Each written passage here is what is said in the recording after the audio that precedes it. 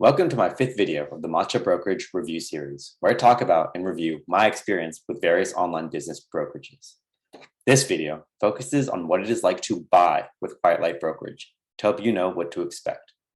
In this video, I'm going to go in depth in regards to what it's like to working with them as a buyer. If you are a seller, then you can go to my next video that talks about what it's like to work with Quiet Light Brokerage as a seller. This video is exclusively focused on the buyer's point of view. If you're comparing Quiet Light Brokerage to other brokerages, be sure to check out my other videos. Here's what we're covering in this video. Who is Quiet Light Brokerage? What are their listings? What is the price and multiples in buying from Quiet Light Brokerage like? What about the migration process? What are the overall pros and cons of buying from Quiet Light Brokerage? And finally, my recommendation. Are they worth using? Before we begin, I just want to quickly introduce myself. My name is Colin Ma. I'm from matchabusinessllc.com. I'm an entrepreneur and SEO of 7 years, and I specialize in acquiring and selling digital assets for myself and for clients. I don't have personal experience with Quiet Light Brokerage as far as buying and selling goes. I've gotten a few prospectuses, I've talked with the team, and I've engaged in a number of emails with the team to find out a little bit more about them.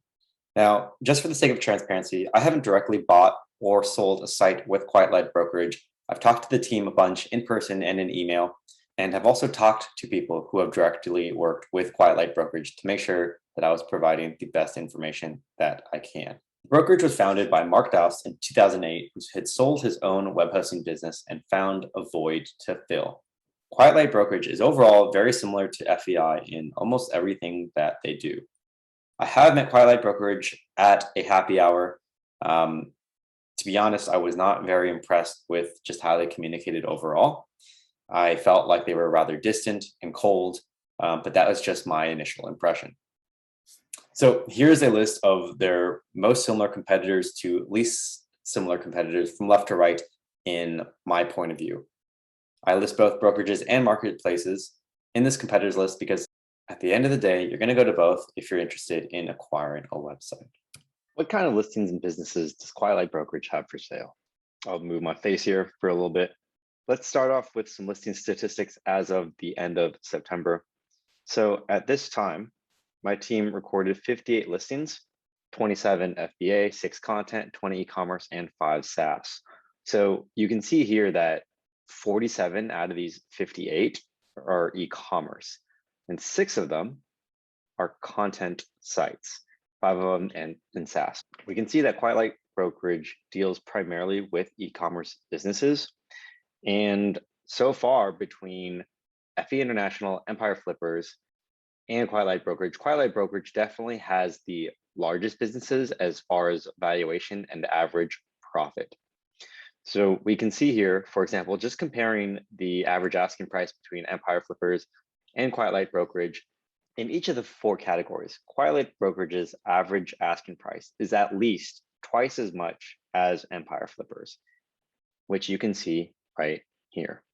Anyway, it's not that important. It's just to note that Quiet Light Brokerage does have larger businesses listed.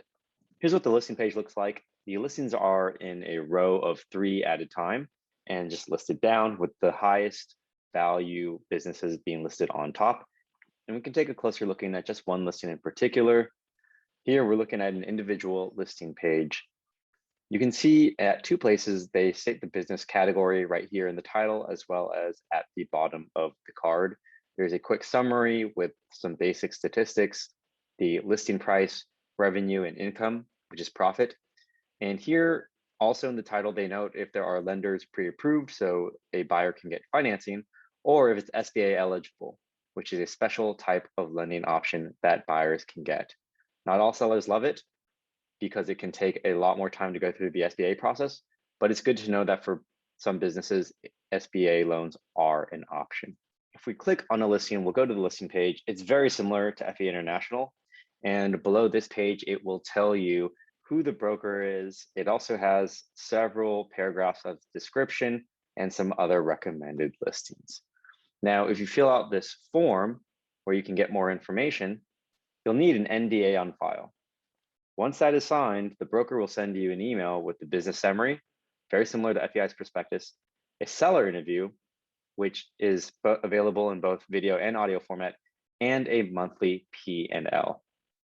From there, you can ask questions. And if you want to set up a call as buyer, Quiet Light Brokerage will help you set it up and will facilitate the calls. Now, the business summary, like I mentioned, very similar to FEI prospectus. It has month-by-month financial and traffic overview, more data from their analytics tools, and a bunch of questions and answers. Here are some example questions that you might find. If you want to read through them all, just pause the video. I'm not going to keep you waiting too long for more information. So negotiations and acquisition. What is it like to deal with Quiet Light Brokerage as a buyer? Well, first of all, Quiet Light Brokerage handles negotiations and brings offers to the sellers, which means you won't be talking directly to the seller to negotiate. That's for all points, whether it's price, whether you're going to do earnouts, seller financing, SBA loans, what kind of support is offered in the deal, etc. All of that is handled through the brokerage. All cash deals for the listing price are accepted by default, though to finally close the deal, you will need an asset purchase agreement or contract of some sort. The asset purchase agreement is what will determine whether you use escrow, like an escrow.com, or whether funds will just be transferred directly to the companies. Using lawyers can be cheaper than using escrow.com, depending on the size of the deal. And really what you're going to do is just laid out by the asset purchase agreement agreed by both parties. Once that's good and done, you can go into the migration process. Quiet Light Brokerage, they do assist with the migration, but there's not as much handholding as with FEI and EF. Quiet Light Brokerage does more quarterbacking, and they kind of just assist and manage the process rather than getting their hands dirty with the process itself. Whereas Empire Flippers and FE International, they're going to actually help with the migration process with particular things, such as transferring accounts. What is pricing like with Quiet Light Brokerage? Well, they have high multiples and price for most sites. And of course, it's based on the details, earnings, model trajectory, diversity of income, etc. Now, this isn't unusual because we mentioned earlier that Quiet Light Brokerage does have larger sites than other brokerages on average, and larger sites tend to go for higher multiples. Although even their smaller sites are still a little on the high end. Now, price-wise, this isn't great for buyers, but you get what you pay for. Quiet Light Brokerage has probably the highest quality listings, in my opinion.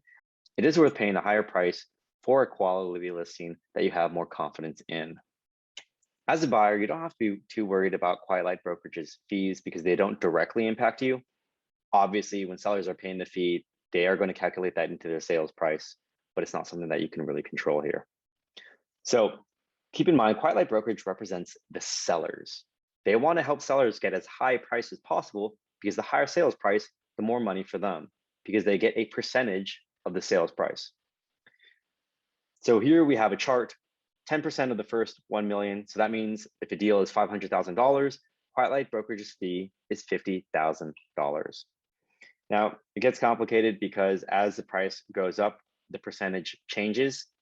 So for example, if we had a 1.5 million sale, that results in a 10% times the first million plus 9%, which we get here off of the 500,000, which is part of the second million. That's going to be $145,000 to Quiet Light Brokerage. Again, not that this really matters to you, but it's good to be aware of the fees associated with particular brokerages. Also note that 10% is actually lower than most other brokerages. FEI and Empire Flippers, for example, both charge 15%. Summary and recommendation. What are the pros and cons ultimately to buying with Quiet Light Brokerage, and do I recommend them? And if so, who do I recommend them for? What I like about them. They are pretty much the only brokerage to highlight businesses that qualify for SBA. As a buyer, SBA loans give you additional purchasing power for businesses that you might not have the cash to purchase. And Quiet Light Brokerage is the only brokerage that really helps with this.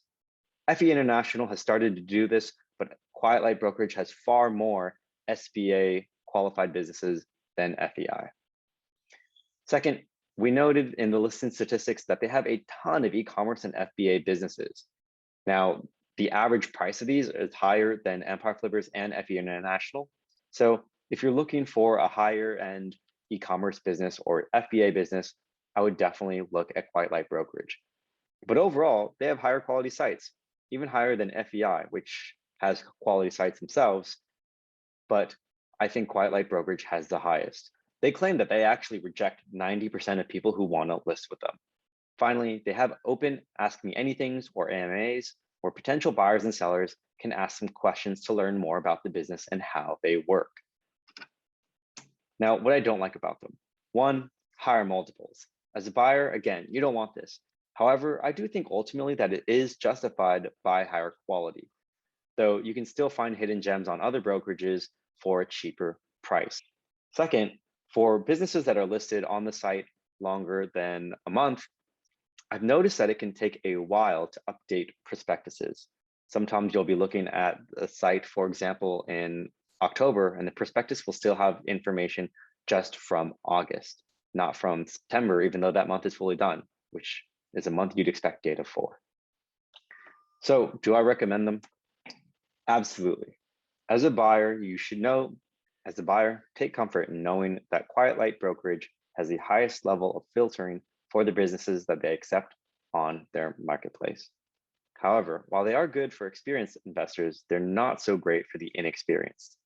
1, because they don't do a ton of handholding for new investors, and 2, the price listings are much higher. So inexperienced investors have a lot more risk in purchasing larger sites that maybe they should be buying. That said, Quiet Light Brokerage is great for those looking for high-end e-commerce or FBA businesses. The majority of their listings are in these 2 categories. So if you're looking to buy one in this category, make sure you check out Quiet Light Brokerage, though you'll probably have to spend more than 7 figures. Now, Quiet Light Brokerage does have businesses of various sizes.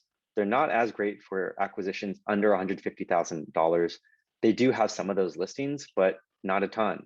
If you're looking for a website or business below that amount, check out Empire Flippers, Flippa, or smaller marketplaces. Additionally, as we saw in the listing statistics table, they do have some SaaS businesses, just about 10% or about 5 of their 50-ish. So they're not the best place to look. Clearly they have some, but if you are looking for profitable SaaS businesses, I would look at FE International. Hey, thanks for watching this video on Quiet Light Brokerage and what it's like to buy with them. I hope you found this video helpful. And if you have any questions, feel free to drop them in the comments below or hit me up on Twitter at Colin Introduction.